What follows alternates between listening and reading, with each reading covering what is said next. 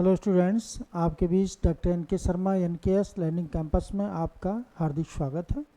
आप सभी लोगों को ये जानकारी देना चाह रहे हैं कि कुछ क्लासें बीच में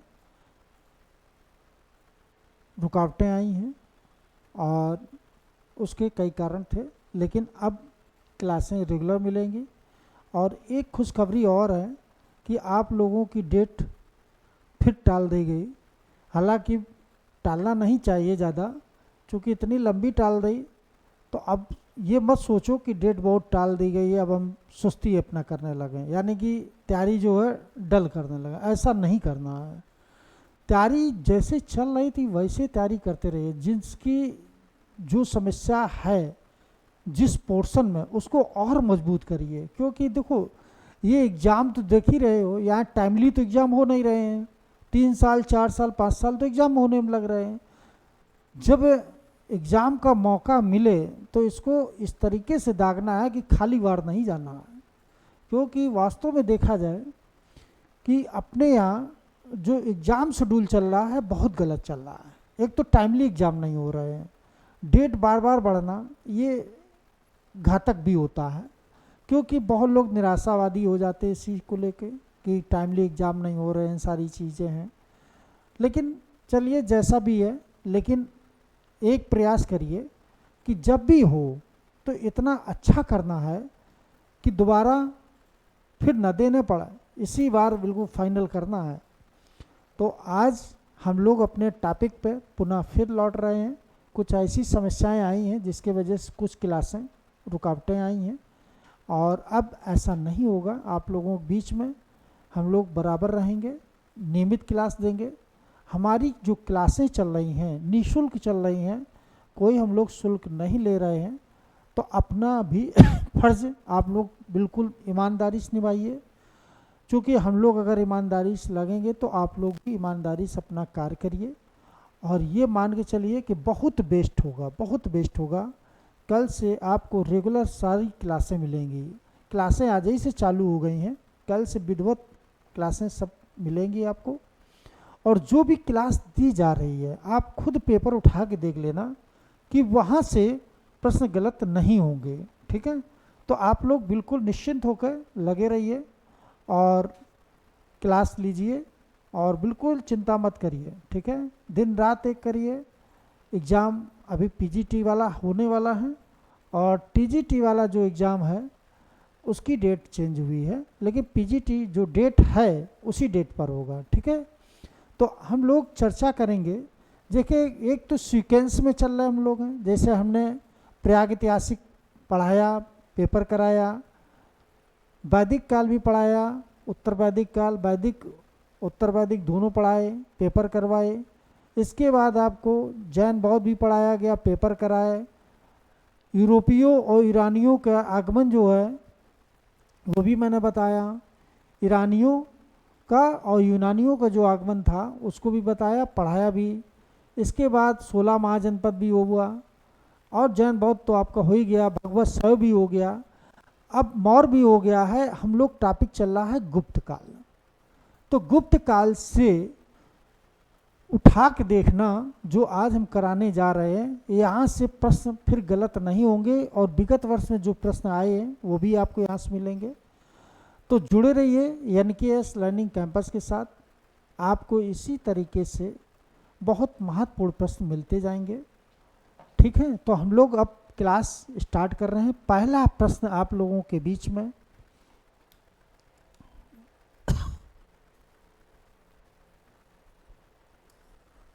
जैसे दिया है कि गुप्त साम्राज्य द्वारा निम्नलिखित में से किन्हें कर रहित कृषि भूमि, देखो कर रहित कृषि भूमि प्रदान की जाती थी, जिस पर कोई कर नहीं लिया जाता था।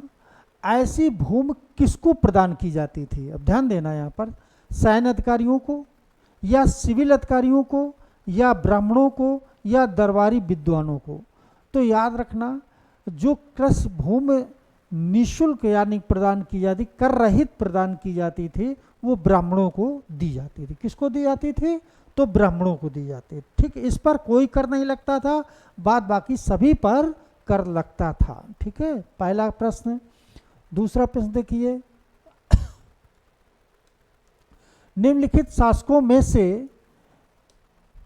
किस एक ने 4 अश्वमेध यज्ञ किया था? अब कितने? 4 अश्वमेध यज्ञ करने वाला। देखो, अश्वमेध यज्ञ, वाजपेयी यज्ञ, राजस्व यज्ञ, ये सारे यज्ञों का जो संपादन हुआ कब से चालू हुआ? तो वैदिक काल से। याद रखना, जितने ये धार्मिक अनुष्ठान या विजय के उपलक्ष्य में जो किए जाते थे, ऐसी सारी क्रियाकलापें आपको कब मिलती हैं? तो वैदिक काल। पहली चीज, वैदिक काल में ये परंपरा चालू हुई थी। और ये कहा जाए कि 4 अश्वमेध यज्ञ किसने किए? तो ये प्रश्न बहुत अच्छा है। जैसे पुष्यमित्र शुंग दिया है, प्रवरसेन प्रथम दिया, समुद्रगुप्त दिया, चंद्रगुप्त द्वितीय दिया। देखो, यहाँ पर ध्यान देने वाली बात है कि पुष्यमित्र शुंग ने भी किया, अश्वमेध यज्ञ किया है, लेकिन यहाँ पर 2 किए थे। समुद्रगुप्त ने भी 1 किया है, ठीक है, लेकिन प्रवरसेन ने 4 अश्वमेध किए थे। इसने कोई यज्ञ नहीं किया था, है ना, अश्वमेध यज्ञ नहीं किए, लेकिन बहुत महान शासक हुआ। अब कहा जाए कि चंद्रगुप्त द्वितीय महान शासक बहुत था। शकों को पराजित करने वाला भारत का पहला शासक कौन था? तो चंद्रगुप्त द्वितीय था। लेकिन यहाँ पर प्रश्न का जो ढंग पूछने को वो अलग है। यहाँ पर 4 अश्वमेध यज्ञ और 1 राजस्व यज्ञ किसने किया था? तो प्रवरसेन ने किया था। अब ये किस वंश का था? तो वाकाटक वंश का था। किसका? वाकाटक वंश का था, ठीक है। तो ये चीज याद रखना, पहला शासक बिंदशक्ति था और दूसरा शासक प्रवरसेन, यानी प्रवरसेन उसी का बेटा था, बहुत शक्तिशाली शासक था। 4 अश्वमेध यज्ञ किए थे, ये चीज याद रखना। गुप्त काल में पहला शासक कौन था जिसने अश्वमेध यज्ञ किया? तो समुद्रगुप्त को लगाएंगे। और दूसरा शासक कौन था? तो कुमार गुप्त को लगाएंगे। क्यों? क्योंकि अश्वमेध यज्ञ प्रकार के सिक्के चलवाए थे 2 शासक थे, एक तो समुद्रगुप्त था, दूसरा कुमार गुप्त था। तो ये प्रश्न आपका दूसरा। अगला प्रश्न देखिए,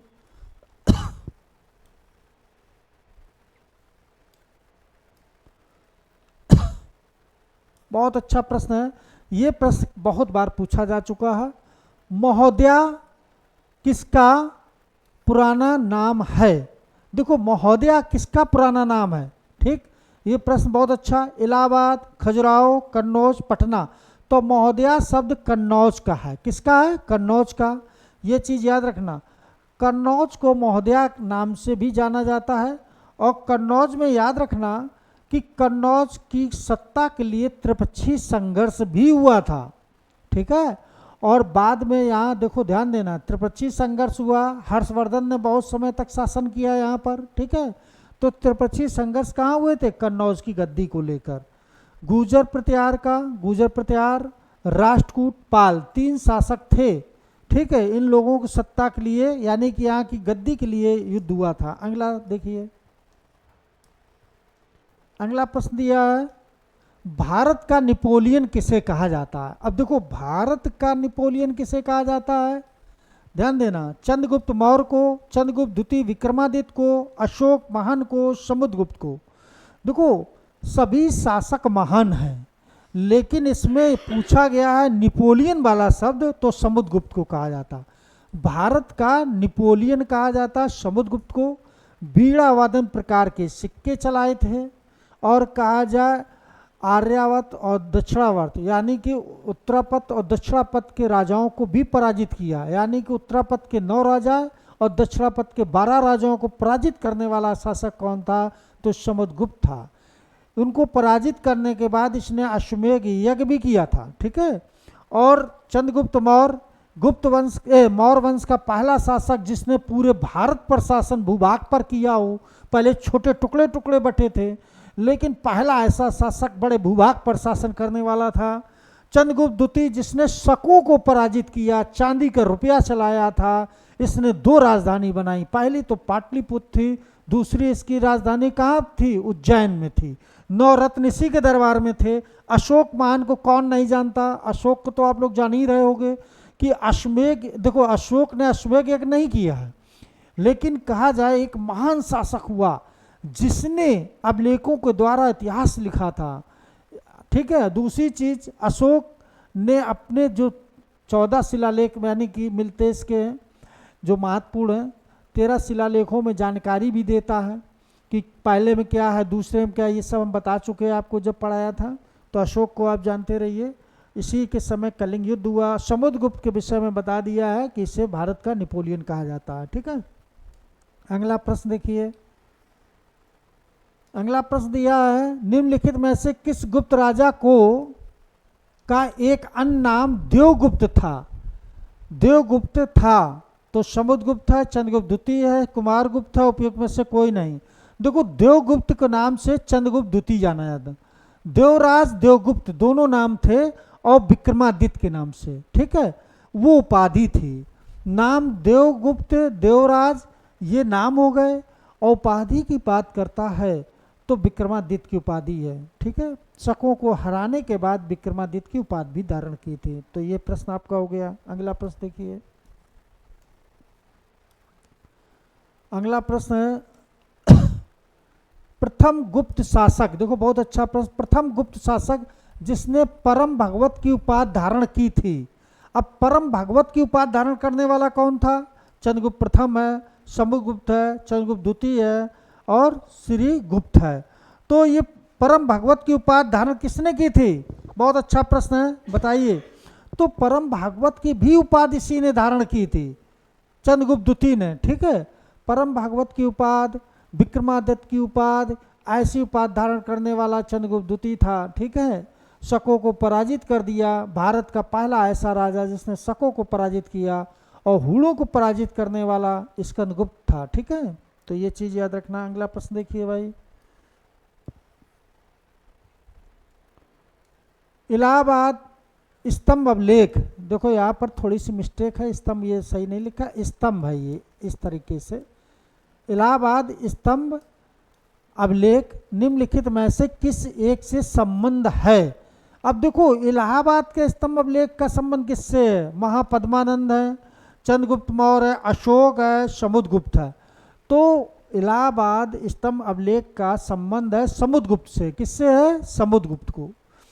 तो ये कौशाम्बी से इलाहाबाद किसने रखाया था? तो अकबर ने रखाया था, ये भी याद रखना। ठीक है, तो इसका संबंध किससे हो जाएगा? समुद्रगुप्त से हो जाएगा। अगला प्रश्न देखिए भाई।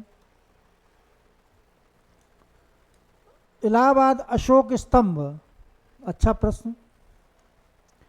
इलाहाबाद अशोक स्तंभ किसके शासनकाल के बारे में सूचना प्रदान करता है? ठीक है, अब देखो, चंद्रगुप्त मौर्य के, चंद्रगुप्त प्रथम के, चंद्रगुप्त द्वितीय के या समुद्रगुप्त के? तो समुद्रगुप्त के। ठीक है, किसके विषय में जानकारी करता है? तो ये समुद्रगुप्त के।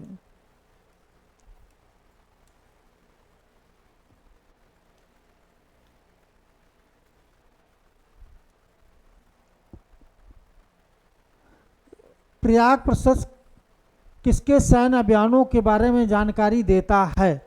अब देखो, प्रयाग प्रशस्त किसके सैन्य अभियानों के बारे में जानकारी देता है? तो चंद्रगुप्त प्रथम, समुद्रगुप्त, चंद्रगुप्त द्वितीय, कुमारगुप्त। तो याद रखना, ये समुद्रगुप्त के विषय में जानकारी देता है।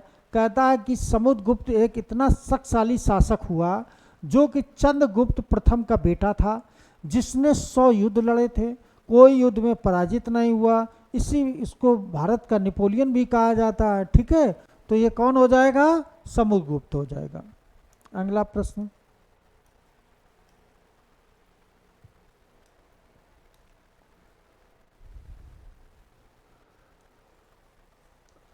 देखो, हुड़ों ने भारत पर आक्रमण किया था, हमने अभी बताया था, चंद्रगुप्त द्वितीय के समय, या कुमारगुप्त प्रथम के समय, या स्कंदगुप्त के शासनकाल में, या बुद्धगुप्त के शासनकाल। देखो, याद रखना कि हुड़ों का आक्रमण पहली बार हुआ था स्कंदगुप्त के समय। ये भीतरी स्तंभ अभिलेख में अपना उल्लेख भी करता है, और कहा जा हुड़ों को इसने परास्त कर दिया था।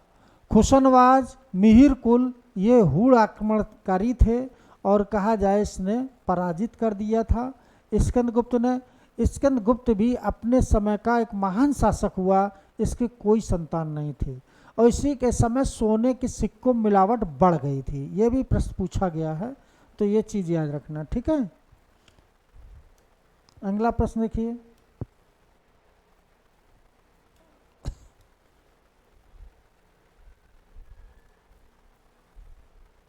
निम्नलिखित में से किस गुप्त शासक ने हूणों पर विजय प्राप्त की थी? चंद्रगुप्त द्वितीय, कुमारगुप्त, स्कंदगुप्त, भानुगुप्त। तो ये स्कंदगुप्त ने विजय प्राप्त की थी, ठीक है। और भानुगुप्त के समय गोपराज था। कौन था? गोपराज था, जो युद्ध करते हुए मारा गया था, और इसी की पत्नी जो थी सती हुई थी। जब पत्नी इसकी सती हुई थी तो ये सती प्रथा का पहला अभिलेख 510 ईस्वी में एरड़ का अभिलेख मिलता है। कौन सा अभिलेख? एरड़ का अभिलेख। तो ये चीज़ याद रखना। यहाँ तो भानुगुप्त के समय गोपराज युद्ध करते हुए मारा गया, इसकी पत्नी सती हुई थी। लेकिन क्वेश्चन पूछने का दूसरा है यहाँ पर तरीका, हूणों को विजय प्राप्त पूछ रहा है, तो स्कंदगुप्त लगाएंगे। क्या लगाएंगे? स्कंदगुप्त लगाएंगे, ठीक है। अगला प्रश्न देखिए, क्वेश्चन नंबर 12। देखो, शकों को पराजित करने वाला यानी शक विजेता कौन था? चंद्रगुप्त प्रथम है, समुद्रगुप्त है, चंद्रगुप्त द्वितीय है, कुमारगुप्त। तो चंद्रगुप्त द्वितीय को शकों को पराजित कर दिया।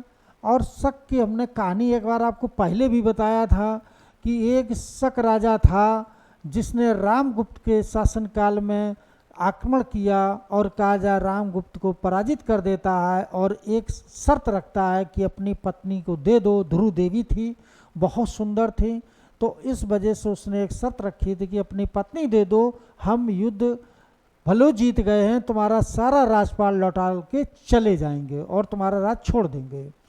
तब उसने ये शर्त स्वीकार कर ली, सोचा कि पत्नी तो फिर दोबारा शादी हो जाएगी लेकिन राजपाट बच जाएगा, ऐसा व्यक्ति। लेकिन वास्तव में चंद्रगुप्त जो द्वितीय भाई था उसने ये कहा तुम सब कुछ दे देते, राजपाट चला जाता, लेकिन घर की स्त्री गई तो सब कुछ चला गया।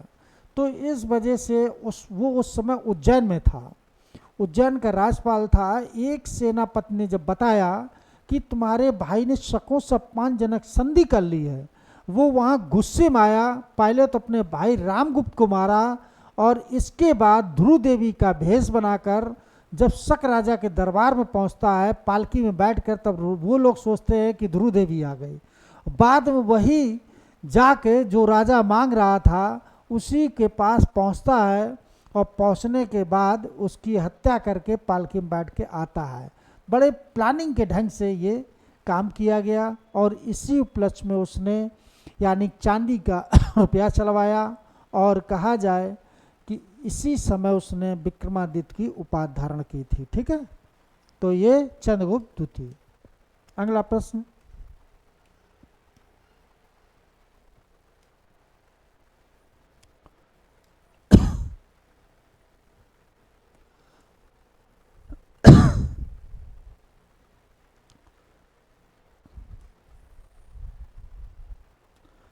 अगला प्रश्न है, बहुत अच्छा प्रश्न है, प्रश्न नंबर 13। प्राचीन भारत में देश की अर्थव्यवस्था में अत्यंत महत्वपूर्ण भूमिका निभाने वाली श्रेणी का संगठन के संदर्भ में निम्नलिखित में से कौन से कथन सही है? श्रेणी पूछ रहा है, दिया प्रत्येक श्रेणी राज्य की एक केंद्रीय प्राधिकरण के साथ पंजीकृत होती थी और प्रशासनिक स्तर पर राजा उनका प्रमुख होता था।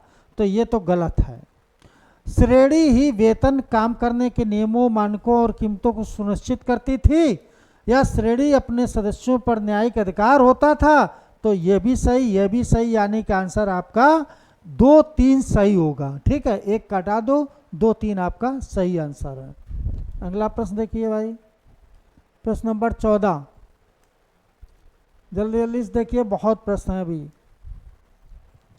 गुप्त काल में गुजरात, बंगाल, दक्कन और मित्र राष्ट्र, यहाँ पर क्या हो जाएगा? मित्र राष्ट्र, ये मित्र राष्ट्र होगा, ठीक है। मित्र राष्ट्र में स्थित केंद्र किससे संबंधित थे? बहुत अच्छा प्रश्न है। वस्त्र उत्पादन, बहुमूल्य मणि या रत्न, हस्तशिल्प, अफीम। तो याद रखना ये वस्त्र निर्माण यानी कि वस्त्र उत्पादन में थे। क्या थे? देखो, गुजरात, बंगाल, दक्कन और मित्र राष्ट्र ये किसके लिए जाने जाते थे? वस्त्र उत्पादन के लिए, यानी कि उस समय वस्त्र उत्पादन बहुत अच्छा हो गया था। अगला प्रश्न देखिए,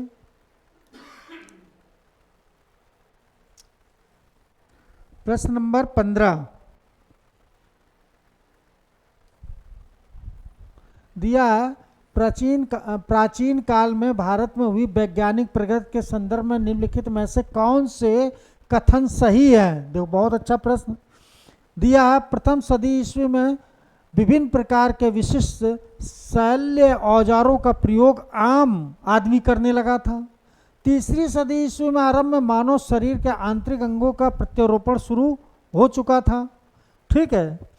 पांचवी ईस्वी में आरंभ में मानव शरीर के आंतरिक अंगों का प्रत्यारोपण शुरू हो चुका था। फिर दिया है सातवीं सदी में चक्रीय चतुर्भुज का सिद्धांत ज्ञात था। ये प्रश्न आपका पूछा गया है और इसमें जो होगा वो आंसर 1 2 3 4 ये सभी सही हो जाएगा। ठीक है, आंसर आपका डी हो जाएगा। ये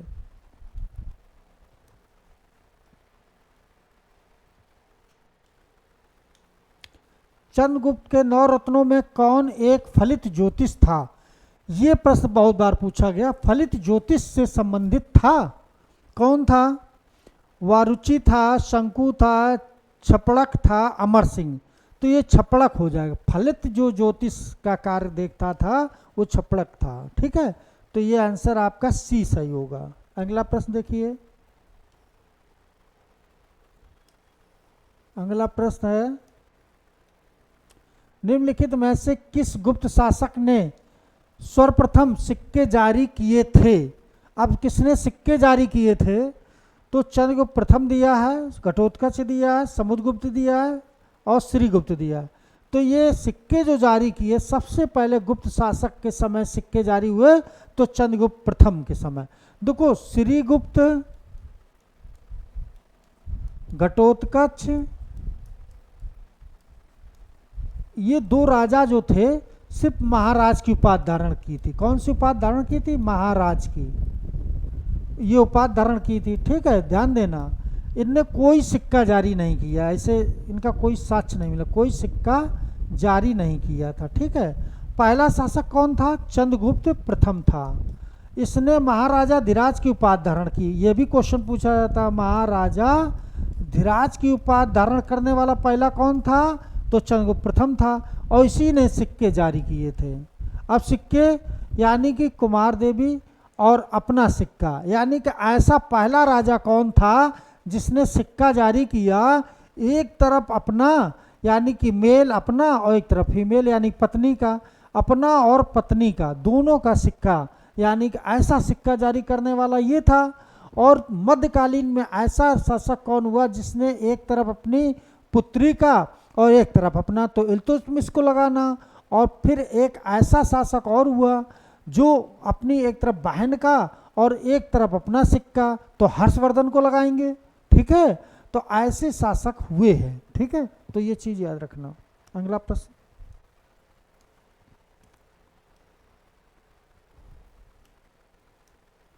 सती प्रथा। देखो यहाँ पर थोड़ी मिस्टेक है, इसको सही कर लेना। यहाँ सती प्रथा है। ठीक है, सती प्रथा, सती प्रथा का प्रथम अभिलेखी साक्ष्य प्राप्त हुआ था एरड़ अभिलेख से, जूनागढ़ से, मंदसौर से, सांची से। तो एरड़ अभिलेख से कब प्राप्त हुआ? तो 510 ईस्वी में प्राप्त हुआ था। ठीक है, वो जो भी बताए हम। और कब ये समाप्त हुई? 510 वाली प्रथा कब समाप्त हुई? तो 1829 में अधिनियम 17 के तहत समाप्त हुई थी। ये भी याद रखना। लॉर्ड विलियम बेंटिक ने इस प्रथा को हमेशा के लिए समाप्त कर दिया, गैर कानूनी घोषित किया। और किसकी पहल पर? तो राजा राम मोहन राय की पहल पर। ठीक है, अगला प्रश्न देखिए। प्राचीन भारत में किस वंश का शासनकाल स्वर्णयुग के नाम से जाना जाता था? स्वर्णयुग, मौर्य काल, शुंग, गुप्त, मगध। तो गुप्त काल, गुप्त काल को स्वर्णयुग के नाम से जाना जाता था। अगला प्रश्न देखिए। प्राचीन भारत में सिंचाई कर को क्या कहते थे? अच्छा प्रश्न है। सिंचाई कर को क्या कहते थे? देखो विदक भागम या उदक भाग, हृदय, उद्रंग, उपरनिका। तो ये विदक भागम उदक भाग यही सिंचाई कर जानते थे। ठीक है, तो सिंचाई कर इस नाम से जाना। अगला प्रश्न देखिए।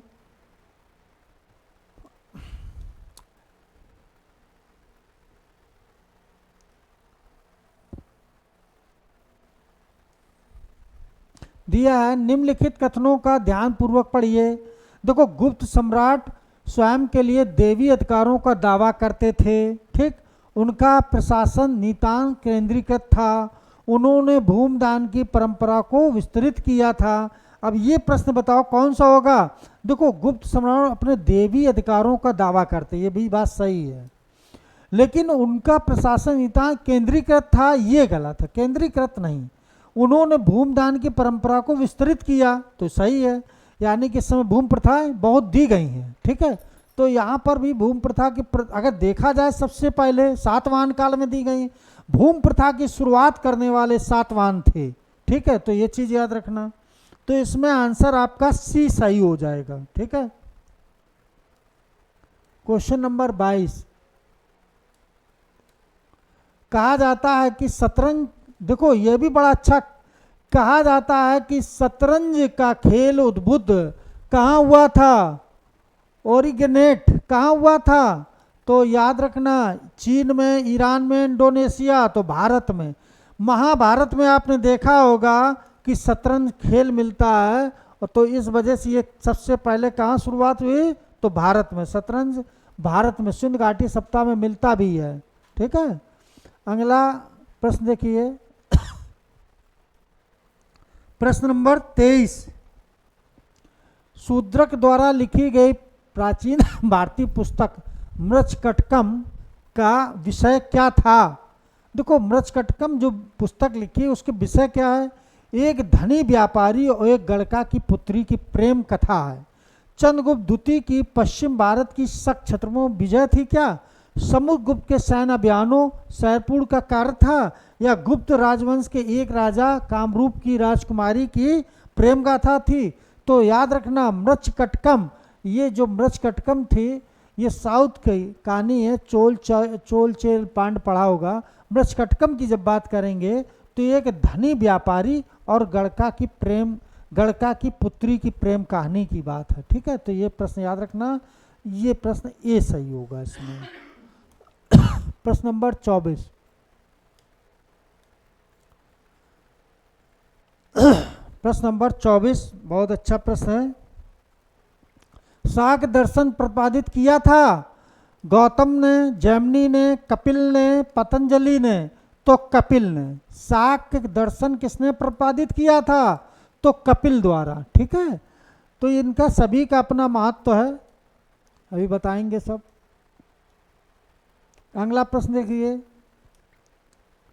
प्रश्न नंबर 25, प्रश्न नंबर जो 25 है, योग दर्शन का प्रतिपादन किसने किया था, पतंजलि, गौतम, जैमिनी, शंकराचार्य। तो देखो, योग पद्धति यानी कि पतंजलि, किसको लगाएंगे, पतंजलि।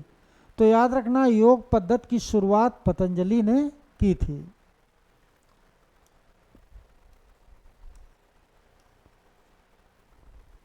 अगला प्रश्न देखिए, अच्छा प्रश्न है। महाभाष्य के लेखक पतंजलि समसामयिक थे, यानी किसके समकालीन थे, तो चंद्रगुप्त मौर्य के, अशोक के, पुष्पशुंग के, चंद्रगुप्त प्रथम के। तो ये पुष्पशुंग के राजपुरोहित थे, यानी कि पतंजलि जो थे राजपुरोहित थे पुष्पशुंग के। और कहा जाए कि इसने उल्लेख किया कि एक महान शासक हुआ जिसने बृहद्रथ की हत्या करके एक नवीन राजवंश की नींव डाली, जिसे क्या कहते हैं, शुंग वंश कहते हैं। और उसने 2 अश्वमेध यज्ञ, एक राजस्व यज्ञ का संपादन किया था, ठीक है। अगला प्रश्न देखिए, न्याय दर्शन को प्रतिपादित किया था। देखो यह भी प्रश्न कई बार पूछा गया, न्याय वाला हमने बताया था कि न्याय दर्शन को प्रचारित किया था चरवाक ने, गौतम ने, कपिल ने, जैमिनी ने। तो गौतम ने न्यायिक का, ठीक है। तो याद रखना गौतम का न्यायिक से संबंध है। अगला प्रश्न देखिए, प्रश्न नंबर 28,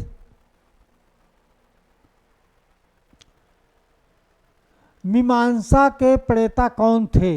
मीमांसा, ध्यान देना, कणाद थे, वशिष्ठ थे, विश्वामित्र थे, या जैमिनी थे। तो जैमिनी।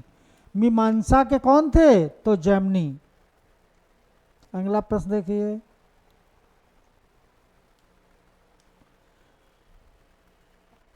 अच्छा प्रश्न है। 29 नंबर प्रश्न को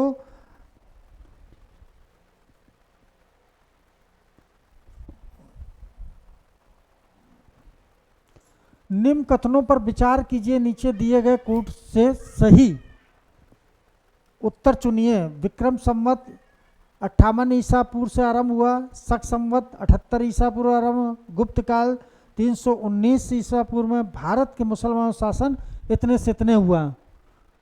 ठीक है, तो ये चीज़ें हैं।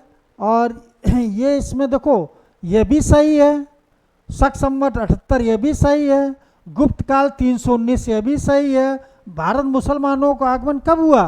1192, यानी कि तराइन का जब द्वितीय युद्ध हुआ तो उसमें मोहम्मद गौरी जो था उसने पृथ्वीराज चौहान को पराजित किया, तो इस वजह भारत का वहीं से प्रवेश हुआ मुसलमानों का। तो इसमें कौन सही हो जाएगा? 1 2 3 4 ये सही आंसर होगा। ठीक है, कम से कम 15 से 20 बार क्वेश्चन पूछा जा चुका है ये। ठीक है, समीक्षा अधिकारी हो, चाहे पीसीएस हो, चाहे आईएएस हो, चाहे टीजीटी पीजीटी हो। ठीक है, पुराणों के अनुसार चंद्रवंशी शासकों का मूल स्थान था। तो पुराणों के अनुसार चंद्रवंशी शासकों का मूल स्थान, अब यहाँ चंद्रवंशी पूछ रहा है तो काशी, अयोध्या, प्रतिष्ठानपुर, श्रावस्ती। तो चंद्रवंशी कहाँ के? प्रतिष्ठानपुर के थे। ठीक है, तो याद रखना कि ये प्रश्न भी कई बार आया है। अगला प्रश्न देखिए, मौखरियों का शासन यानी कि कहाँ था, राजधानी कहाँ थी? मौखरी शासकों की राजधानी कहाँ थी? थानेश्वर है, कन्नौज है, पुरुषपुर है, उपयुक्त में से कोई नहीं। तो कन्नौज थी। देखो मौखरियों का पक्ष किसने लिया था? तो याद रखना मौखरियों का पक्ष लिया था पाल वंश का शासक जो था धर्मपाल ने मौखरियों का जब पक्ष लिया तो यहीं से ये चीज़ें शुरुआत हुई थी, युद्ध त्रिपक्षीय संघर्ष हुआ था। ठीक है, तो गुर्जर प्रतिहार और पाल और राष्ट्रकूट 3 लोगों में। अगला प्रश्न देखिए, हर्षचरित नामक पुस्तक के लेखक कौन थे? देखो हर्षचरित पूछ रहा है, हर्षचरित लेखक कौन थे? आर्यभट्ट थे, बाणभट्ट थे, विष्णुगुप्त थे या परमाल गुप्त थे? तो बाणभट्ट ने हर्षचरित लिखी थी। किसने लिखी? तो बाणभट्ट ने लिखी। और हर्षवर्धन ने भी 3 पुस्तक लिखी थी, NRP याद रखना। ठीक, नागानंद थी, रत्नावली, प्रियदर्शिका। ठीक है, तो 3 पुस्तकें उसने भी लिखी हैं। अगला प्रश्न देखिए, प्रश्न नंबर 33। प्रश्न नंबर 33 भी बहुत इंपॉर्टेंट प्रश्न है, कई बार पूछा गया है।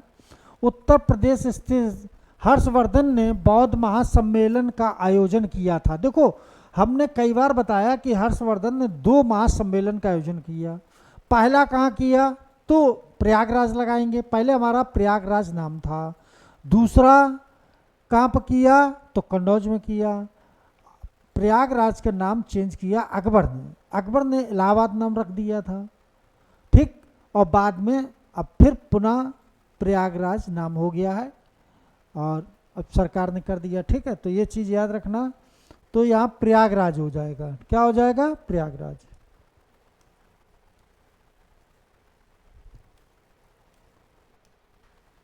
प्रश्न नंबर 34 बहुत अच्छा प्रश्न है, यह भी प्रश्न कई बार पूछा गया। नर्मदा नदी के तट पर सम्राट हर्ष के दक्षिणावर्ती आगमन को रोका, किसने रोका? यानी कि दक्षिण भारत में जब हर्षवर्धन जा रहा था तो उसको किसने रोक दिया और एक भयंकर युद्ध हुआ। उस युद्ध में कौन पराजित हुआ, यही जानकारी। पुलकेशिन प्रथम, पुलकेशिन द्वितीय, विक्रमादित्य या विक्रमादित्य सेकंड। तो पुलकेशिन द्वितीय ने हर्षवर्धन को नर्मदा नदी के तट पर हराया था और इसकी जानकारी खुद वेनसांग देता है। कहता है कि एक महान शक्तिशाली शासक को एक महान शक्तिशाली शासक ने पराजित कर दिया। ठीक है, तो वो देखो पुलकेशिन द्वितीय महान शासक था, उस समय अगर देखा जाए तो पुलकेशिन भी अपने यहाँ के महान शासक हर्षवर्धन ही था, लेकिन दोनों के बीच युद्ध होता है तो हर्षवर्धन इस जगह पराजित होता है। ठीक है, अगला प्रश्न, वेनसांग किसके शासन काल में भारत आया? बहुत अच्छा प्रश्न। वेनसांग किसके समय भारत आया था? ये प्रश्न कई बार आया। तो चंद्रगुप्त द्वितीय के समय, सम्राट हर्ष के समय, चंद्रगुप्त मौर्य या चंद्रगुप्त फर्स्ट के समय? तो हर्षवर्धन के समय आया 606 ईस्वी में आया। ठीक है, 606 में आया ये।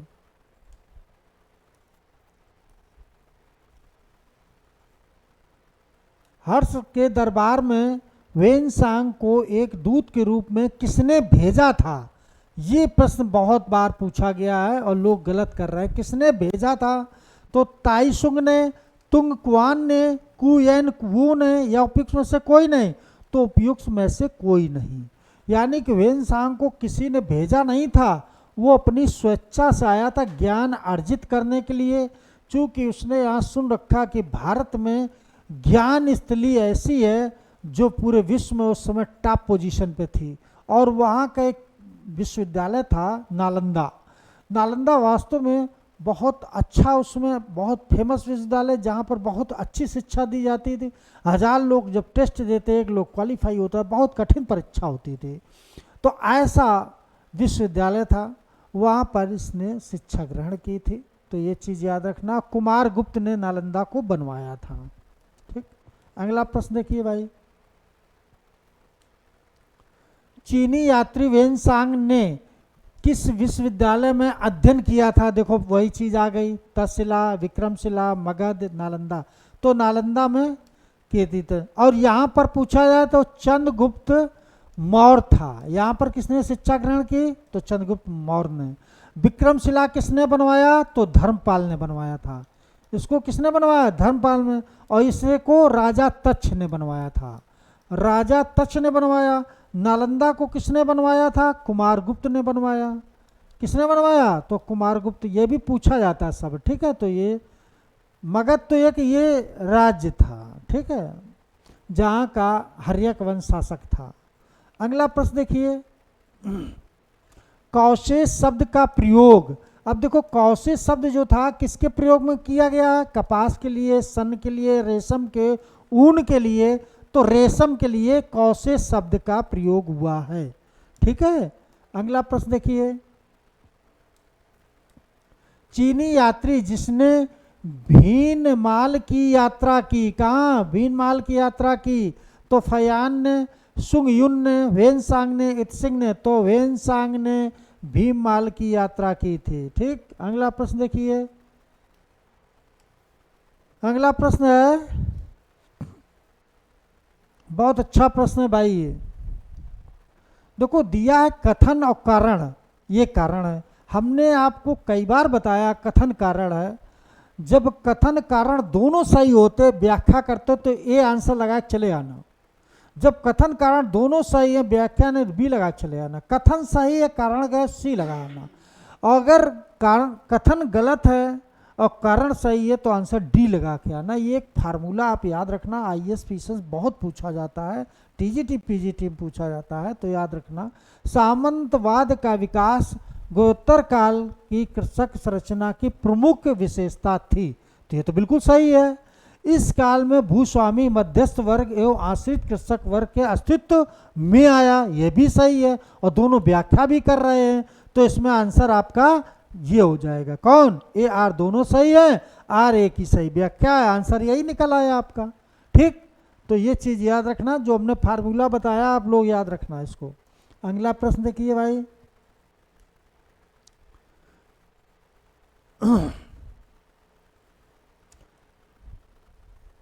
दिया कि निम्नलिखित कथनों पर विचार कीजिए। चीनी या तीर्थ यात्री फयान ने कनिष्क द्वारा आयोजित की गई चतुर्थ महाबौद्ध परिषद में भाग लिया था। ठीक, चीनी तीर्थयात्री वेनसांग हर्ष से मिला और उसने बौद्ध धर्म को प्रतिरोधी पाया। तो यह भी गलत, यह भी गलत, यानी ना एक होगा और ना दो होगा। आंसर आपका डी होगा। ठीक है, आंसर आपका डी होगा। 42 नंबर देखिए भाई,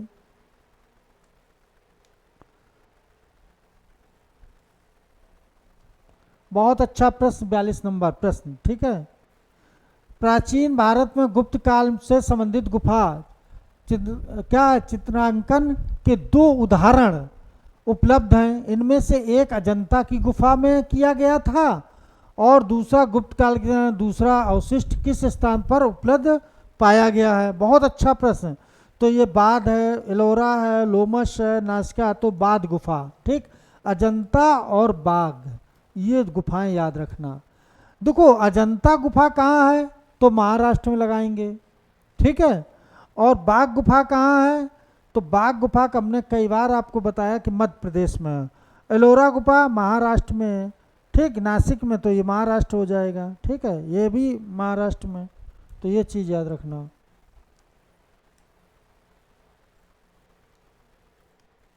निम्न स्थानों में से बौद्ध गुफा मंदिर के लिए कौन प्रसिद्ध है।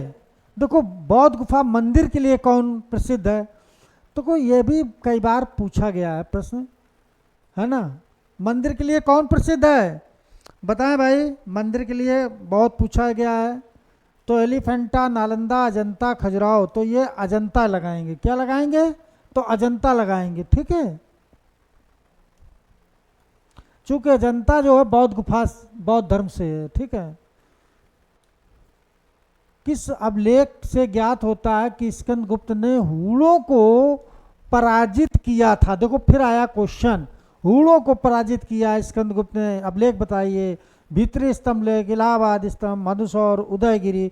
तो भीतरी स्तंभ अभिलेख याद रखना कि स्कंदगुप्त ने जब हूणों को पराजित किया तो भीतरी स्तंभ अभिलेख में उल्लेख मिलता है। ये बहुत प्रश्न पूछा जाता है। अगला प्रश्न देखिए, यह भी प्रश्न आपने देखा हो 20 बार पूछा गया। निम्नलिखित में से अजंता की किस गुफा में मरणासन राजकुमार, है ना, राजकुमारी का दृश्य अंकित है। गुफा संख्या 1, गुफा संख्या कुमार नहीं कुमारी, गुफा संख्या 10, गुफा संख्या 16। तो ये गुफा संख्या 16 हो जाएगा। कौन हो जाएगा, तो गुफा संख्या 16 याद रखना। अगला प्रश्न देखिए, गुप्त काल में उत्तर भारतीय व्यापार निम्नलिखित किस बंदरगाह से संचालित होता था। ऐसा कौन बंदरगाह था, भारूची है, कल्याण है, खंबात है, ताम्रलिप्त। लेकिन यहाँ पर पूछा गया उत्तर भारतीय, तो ताम्रलिप्त लगाएंगे। बंदरगाह सभी हैं लेकिन उत्तर भारत की बात करेंगे तो ताम्रलिप्त बंदरगाह बहुत प्रसिद्ध बंदरगाह था और गुप्त काल के बहुत प्रसिद्ध बंदरों में ये एक था, ठीक है। ये भी प्रश्न बहुत बार पूछा गया। अगला प्रश्न देखिए, ये प्रश्न 47 नंबर जो है प्रश्न, आपको हमने पहले भी बताया, कई बार ये प्रश्न बता चुके हैं 47 वाला, कि निम्न में से दर्शन का मत वेद शाश्वत सत्य है। ये चीज शाक्य है होगा या वैशेषिक होगा, भी मीमांसा होगा या न्याय। तो मीमांसा, जब दर्शन वाली बात आएगी तो मीमांसा को याद रखना, ठीक है। ये प्रश्न भी 3-4 बार से लगातार पूछा जा रहा है। अगला प्रश्न देखिए भाई,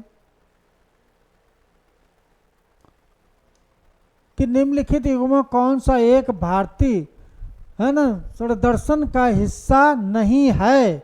मीमांसा वेदांग है, न्याय वैशेषिक ये भी है, लोकायत कपालिक ये नहीं है, शाक योग ये भी है। तो याद रखना कि लोकायत और कपालिक ये नहीं है, ये शैव धर्म से है। अगला प्रश्न देखिए,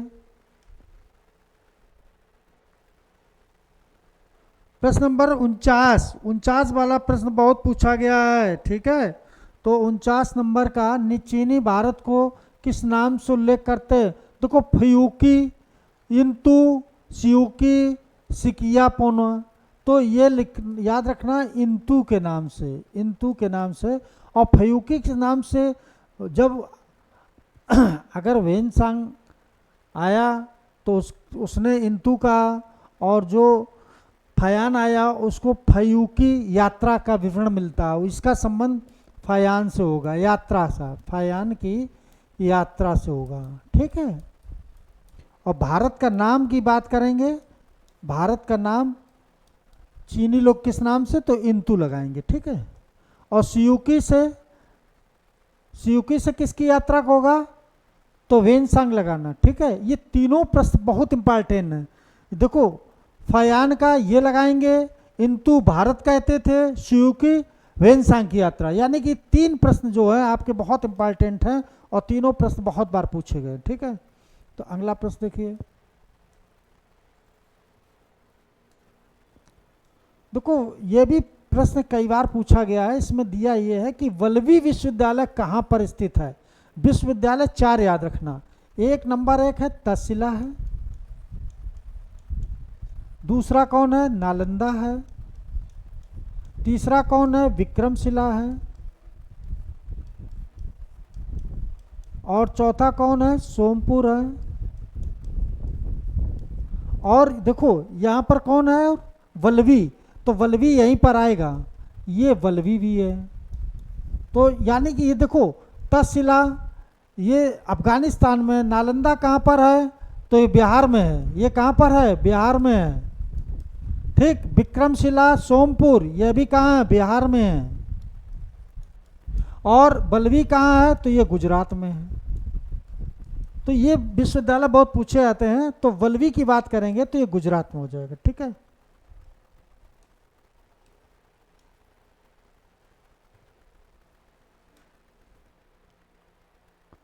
हर्ष ने, बहुत अच्छा प्रश्न, हर्षवर्धन ने निम्नलिखित में से रचनाओं का लेखन किया था। प्रियदर्शिका का किया था, नागानंद का किया था, हर्षचरित का नहीं किया था, रत्नावली का किया था। तो यानी कि 1 2 4 हो जाएगा, 1 2 4। इसकी किसने किया था, तो ये तो बाण भट्ट हो जाएगा। कौन हो जाएगा, बाण भट्ट ने किया था, ठीक है। तो ये 3 पुस्तकों को रचयिता कौन था, तो हर्षवर्धन था, ठीक है। तो 1 2 4 यानी कि 1 2 4 आंसर बी राइट हो जाएगा, ठीक है। नालंदा विश्वविद्यालय का संस्थापक कौन था, यह भी प्रश्न बहुत बार पूछा गया। नालंदा विश्वविद्यालय का भी हमने बताया कि नालंदा विश्वविद्यालय संस्थापक कौन था, तो चंद्रगुप्त, विक्रमादित्य, कुमारगुप्त, धर्मपाल, पुष्पगुप्त। तो कुमारगुप्त ने नालंदा विश्वविद्यालय बनवाया था, ठीक है। नालंदा विश्वविद्यालय बहुत फेमस विश्वविद्यालय है।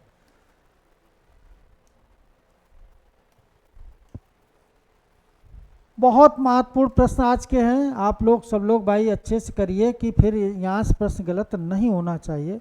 उस गुप्त और वकाटक रानी का नाम का उल्लेख कीजिए जिसने अनुदान स्वरूप भूमदान दी थी।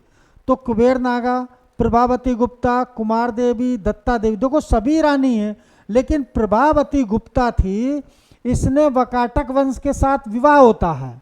वकाटक वंश के रुद्र सेन जो द्वितीय था उसके साथ विवाह होता है और इसने भूमदान दी। और वो वंश जो था वो कौन सा, ब्राह्मण धर्म के वंश थे, ठीक है। तो इसने भूमदान दी प्रभावती गुप्ता ने। और ये जो थी प्रभावती गुप्ता चंद्रगुप्त द्वितीय की पुत्री थी, ये याद रखना, ठीक है।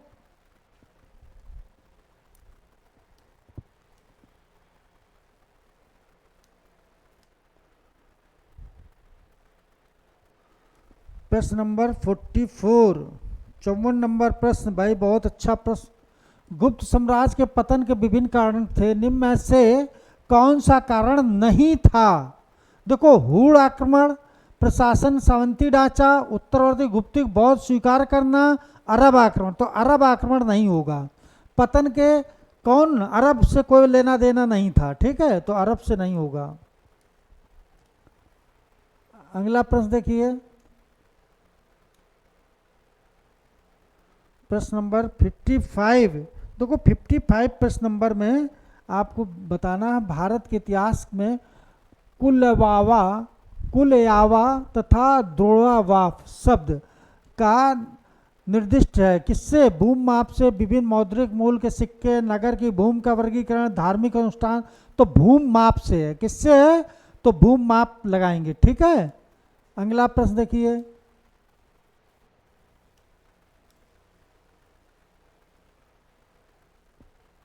प्रश्न नंबर कौन सा है, 56।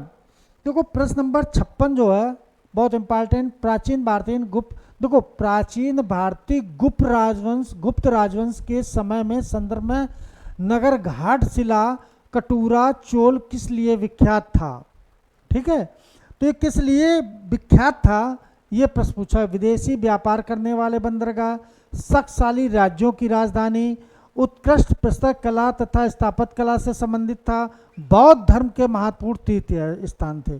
देखो याद रखना, जब ये चीज पूछी जाए नगर घाट शिला तो शक्तिशाली राज्यों की राजधानी, ठीक, ये आंसर आपका राइट होगा।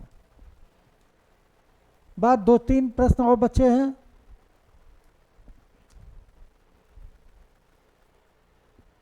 प्रश्न नंबर 57।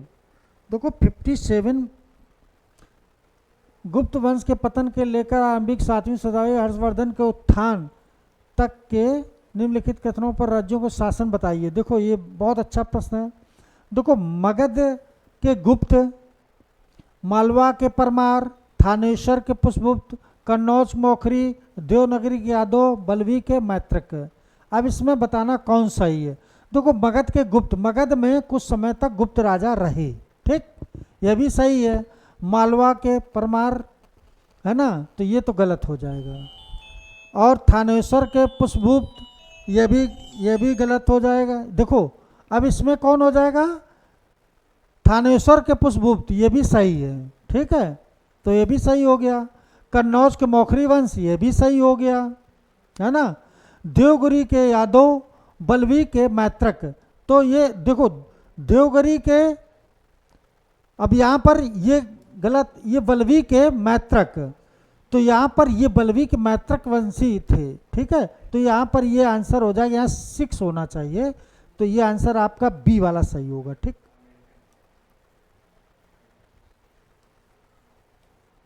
प्रश्न नंबर 58, यह भी प्रश्न बहुत बार पूछा जा चुका है, आपने देखा होगा कि बयाना जो दुर्ग था बहुत फेमस दुर्ग था। ये स्थित है विष्णुवर्धन की विजय स्तंभ के किस काल का माना जाता है, ठीक है। तो बयाना जो है भरतपुर में है। ये किस जगह है, तो भरतपुर में है। देखो यहाँ से 2-3 टाइप के भरतपुर, अब भरतपुर है कहाँ, तो राजस्थान में है। अब देखो यहाँ पर एक चीज़ और मिली थी कि सोने के सिक्के का बहुत बड़ा ढेर मिला था, सोने के सिक्के का एक बहुत बड़ा ढेर मिला था, ठीक है। और ये किसके शासनकाल में मिला था, तो कुमारगुप्त के काल में मिला था। ये भी प्रश्न ध्यान देना, बहुत पूछा जाता है, कुमारगुप्त के समय, ठीक। अब विष्णुवर्धन विजय स्तंभ का उल्लेख करता है तो सल्तनत काल का नहीं होगा, मुगल काल का नहीं, मौर्य का नहीं, तो गुप्त काल का है। चूंकि गुप्त काल का तो ही कुमारगुप्त था, तो इस वजह से बयाना भरतपुर याद रखना, पूछा जाए तो तुरंत राजस्थान लगाना। किसके समय, तो कुमारगुप्त के लगाना। सर्वाधिक सोने के सिक्के किसने डलवाए थे गुप्त काल में, तो कुमारगुप्त ने डलवाए थे सबसे ज्यादा सिक्के। और सिक्कों में सर्वाधिक मिलावट किसके समय आई, तो स्कंदगुप्त के समय आई। सोने के सिक्के गुप्त काल में किसने चलवाए, तो याद रखना चंद्रगुप्त प्रथम। श्रीगुप्त घटोत्कच जो था, इसने सिक्के नहीं चलवाए और ये मात्र महाराज की उपाधि धारण की। तो पहला शासक कौन था, तो चंद्रगुप्त प्रथम था जिसने सोने के सिक्के चलवाए। लेकिन अगर ये प्रश्न बनता है कि सबसे पहले सोने के सिक्के किसने चलवाए, तो हिंद यवन लगाएंगे। भारत में सबसे पहले सोने के सिक्के जारी करने वाले हिंद यवन थे। अब राजा का नाम पूछे तो राजा का भी नाम पूछ देते हैं, तो वो भी लगाना, ठीक है। तो हमने ये बताया, तो ये प्रश्न कई टाइप से पूछा जाता है, ठीक है। तो यहाँ पर ये प्रश्न आपका राइट होगा।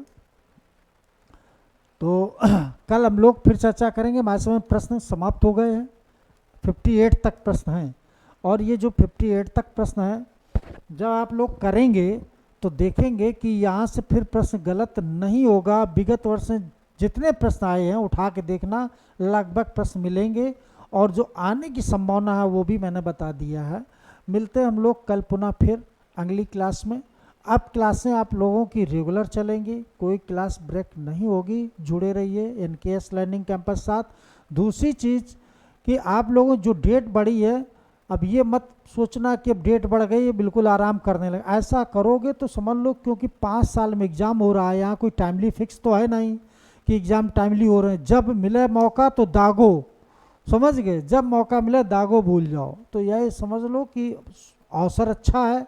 जिन लोगों की थोड़ी बहुत कमियां हैं उनको सुधार करिए, और बहुत ज़्यादा समय नहीं बचा है, ठीक है, आ रहा समय है। और पीजीटी की डेट वही है, सिर्फ टीजीटी की डेट चेंज हुई है, ठीक है। तो ये जो पेपर हल करवाया है ये समीक्षा अधिकारी के लिए भी रामबाण है। आगे चल के जो जीआईसी होगा, एलटी ग्रेड होगा, उनके लिए भी है। और टीजीटी पीजीटी वालों के लिए तो बहुत ही अच्छा होगा। आप लोग खुद देखेंगे जब प्रश्न हल करेंगे। मिलते हैं अगली क्लास में पुनः फिर।